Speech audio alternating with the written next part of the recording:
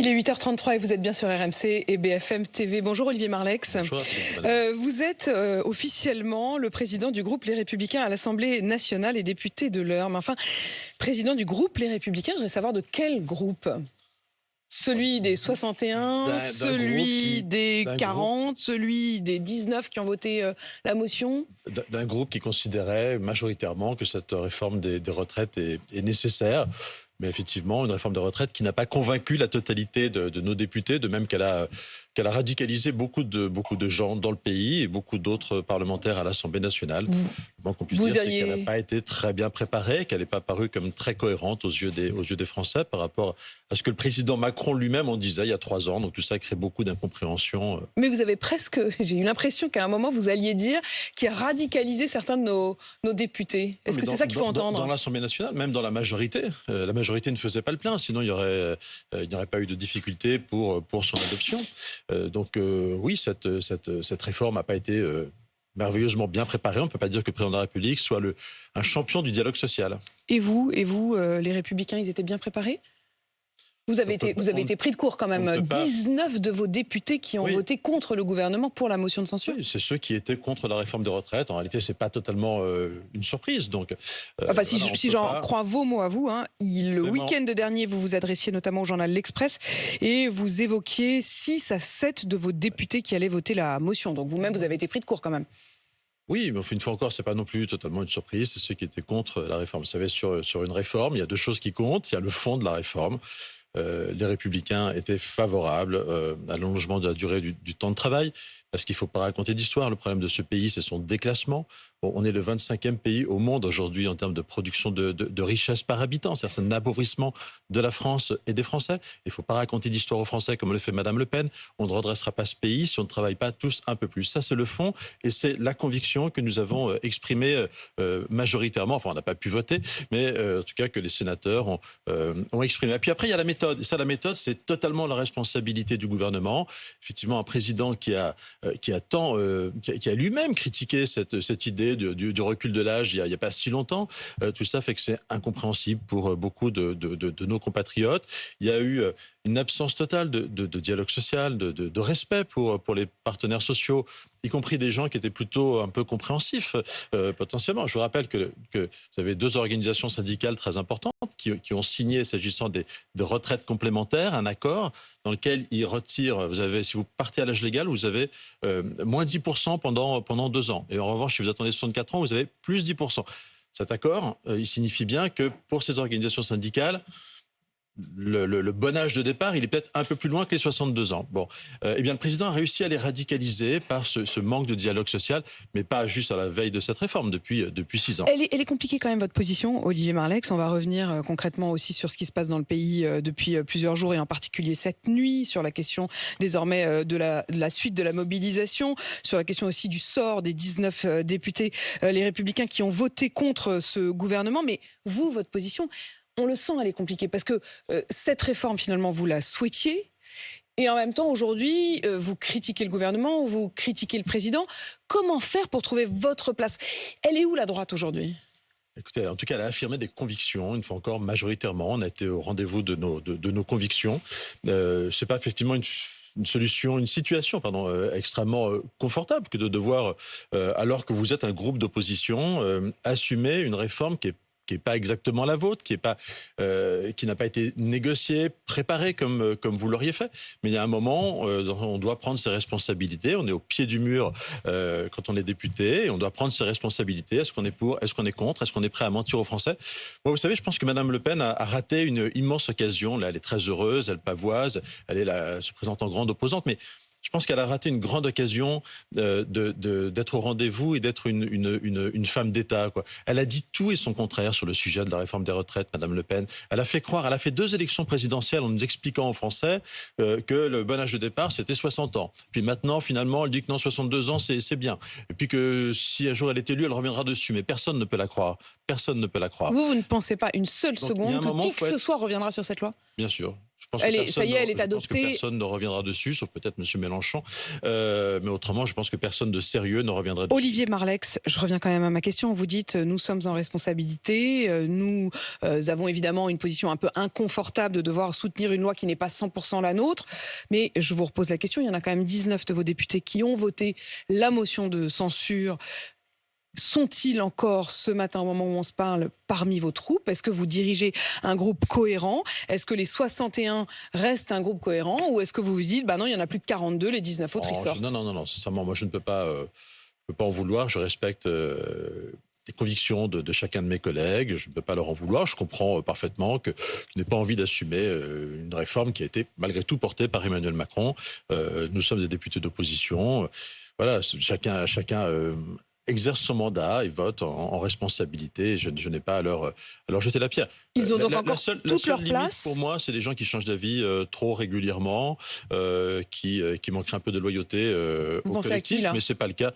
Je ne citerai pas de nom. J'imagine qu'il y en a. Sinon, vous ne diriez pas cela. Vous lancez un message visiblement. Je pense que c'est pas le cas de la plupart des députés qui votent en conviction, et je les respecte. Vous pensez à Aurélien Pradier, quoi? Non, je ne dis pas de nom. 61 reste donc, puisque les 19 ne seront pas exclus. À aucun moment, vous ne les pointez du doigt. Non, une fois encore. Vous respectez leur choix. Je respecte leur choix. Ils ont considéré que ça avait trop manqué que la forme, elle comptait aussi, et que cette réforme, elle avait trop manqué de dialogue social, de respect de tout le monde pour être votée. Je le comprends. Voilà, je regrette effectivement qu'on n'ait pas donné un visage uni. Je comprends que ça puisse dérouter nos électeurs, mais je respecte le choix de chacun. Vous avez hésité vous-même? Non, pas du tout. Non. Moi, j'ai agi vraiment en conviction. Je pense que... Vous n'avez pas hésité une seule seconde à démettre le gouvernement? Non, j'ai les mêmes pressions dans ma circonscription de gens. Mais d'ailleurs, en fait, il y a deux types de gens. Moi, ce qui me frappe, c'est que les gens qui sont le plus proches de la retraite, en réalité, c'est eux qui vous en parlent. Ceux qui vous disent, moi, je vais devoir faire 6 mois de plus, 1 an de plus. Donc, je suis pas très content. Ceux qui voyaient la ligne d'arrivée et on leur dit qu'elle va être repoussée. Oui, en revanche, tous les gens qui ont 50 ans, ils savent que de toute façon, avec la réforme Touraine, devront déjà aller jusqu'à 64 ans, 65 ans, peut-être plus, souvent plus d'ailleurs. Donc en réalité, c'est les gens qui étaient les plus proches qui vous en parlent souvent de manière beaucoup plus modérée que ce qu'on voit des manifestants qui sont aujourd'hui des casseurs dans les rues de Paris. On va revenir sur les manifestants, mais je voudrais rester sur la page politique. Vous avez dit hier à la tribune de l'Assemblée nationale, soyons clairs, le problème n'est pas la réforme des retraites, mais le président de la République. Il s'exprimera demain, Emmanuel Macron. Qu'est-ce que vous espérez, qu'est-ce que vous en attendez ? Un peu de compréhension à l'égard de la vie des Français. Le président de la République a une présidence, depuis je crois que la réforme paye, une présidence éloignée, souvent perçue comme arrogante. Un président de la République qui finalement était totalement inexpérimenté quand il a été élu, inexpérimenté et un peu inentouré. Et donc un exercice totalement isolé du pouvoir et souvent arrogant. Est-ce que ça peut changer ? Je ne sais pas. C'est à lui, en tout cas, qu'appartient la réponse. Pour moi, il ne peut pas faire évidemment comme s'il ne se passait rien. Il y a une crise dans le pays qui est assez profonde, qui est à la fois une crise de confiance politique, une crise sociale qui a des fondements vraiment économiques. L'inflation qui aujourd'hui touche un peu plus évidemment les gens qui ont les revenus les plus modestes. Et que sur les produits alimentaires, on a des hausses de l'ordre de 14%, qui est même plus importante sur tous ce qu'on appelle les premiers prix, les produits de marque, où on parle de 20% d'augmentation. Vous regrettez le timing? Vous regrettez que cette réforme, elle ait pris place maintenant, oui, ça fait dans un moment où les Français sont épuisés? Ça fait vraiment partie des choses qu'on peut regretter. Le président de la République a eu 6 ans pour faire cette réforme. Il attend un moment qui est celui effectivement, où les Français sont frappés par l'inflation. Beaucoup d'entre eux ont des fins de mois difficiles. Pour mettre ça sur la table, ça me paraît pas très le meilleur moment. Une crise, et puis doit aussi reprendre l'initiative avec les partenaires sociaux.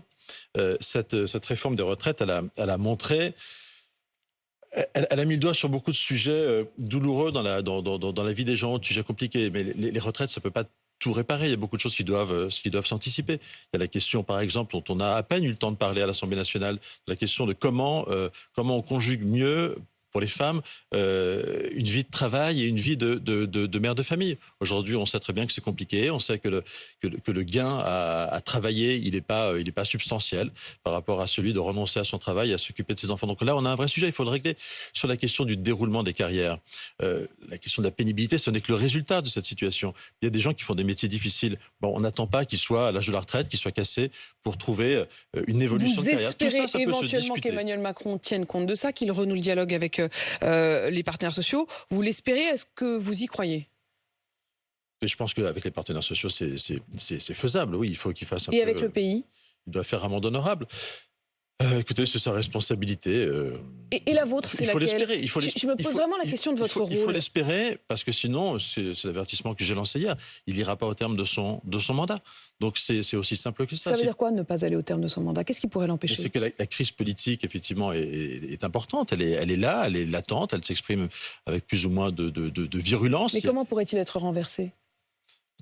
Après, il peut y avoir un enchaînement, de rendez-vous. C'est-à-dire qu'aujourd'hui, il a des armes constitutionnelles. Il peut faire un remaniement. Il peut dissoudre.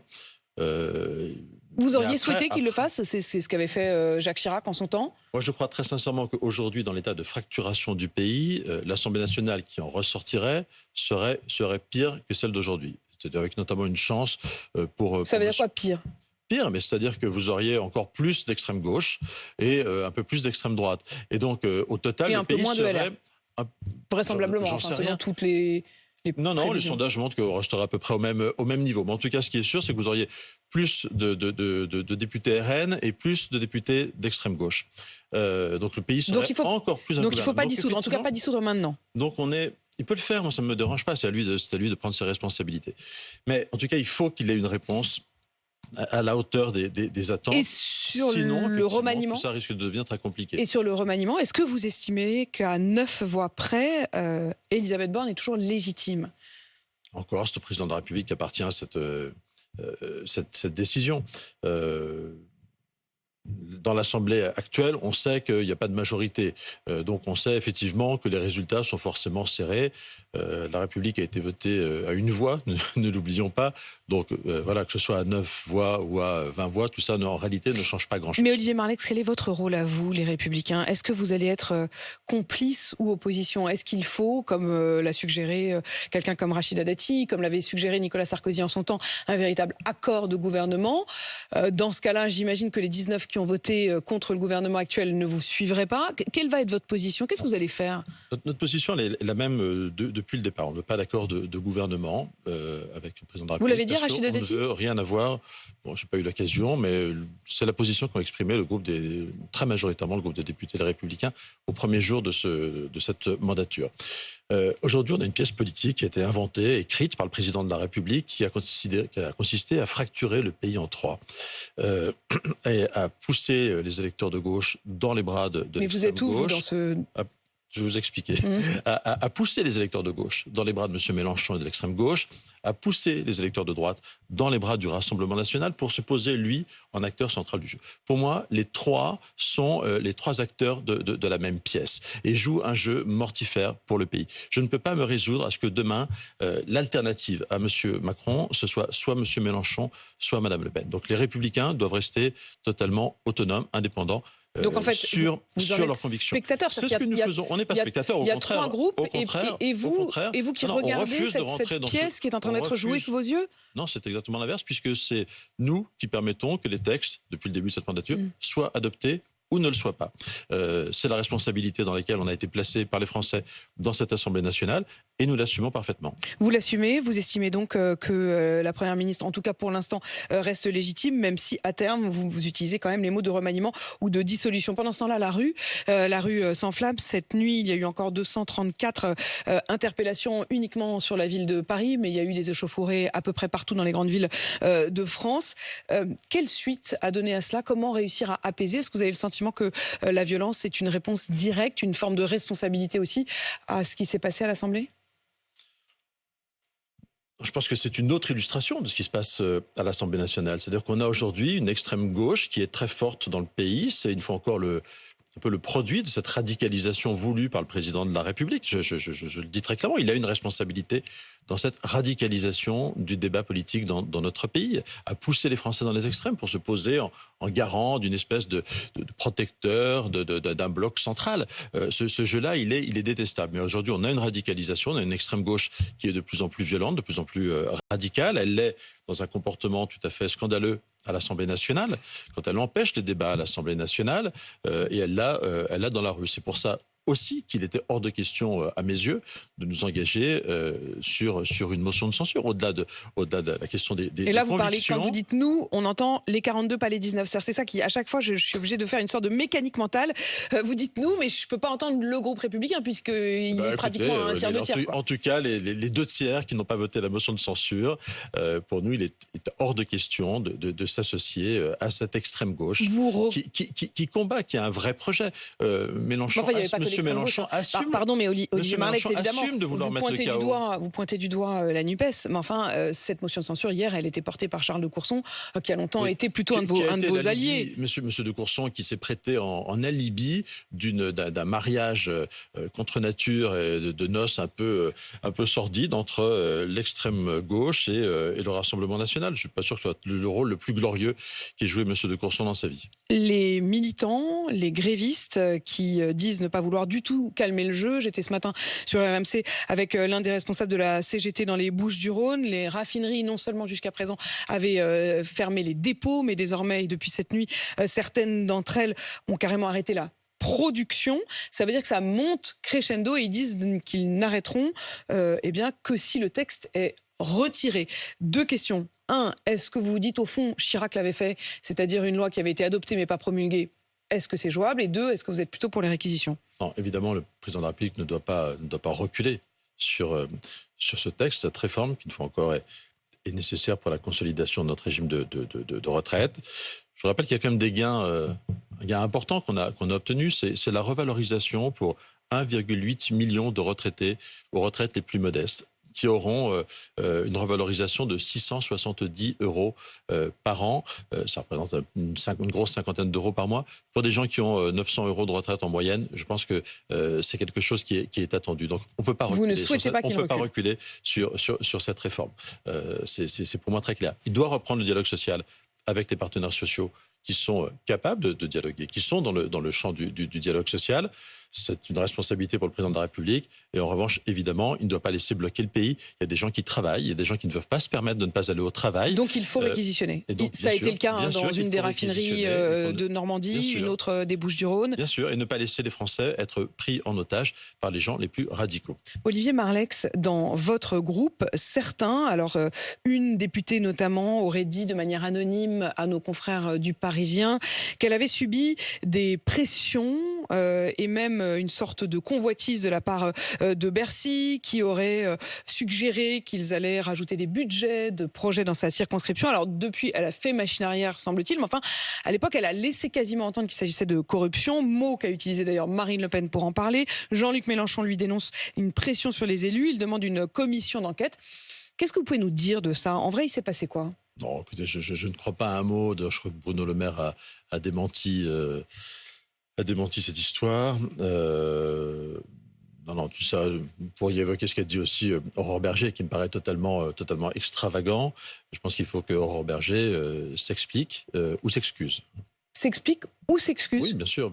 Parce qu'elle a laissé entendre qu'il y aurait une forme des choses tout à fait... de clientélisme, bien sûr, des tentatives de marchandage qui me paraissent totalement invraisemblables. Donc non, il ne s'est rien passé de la sorte.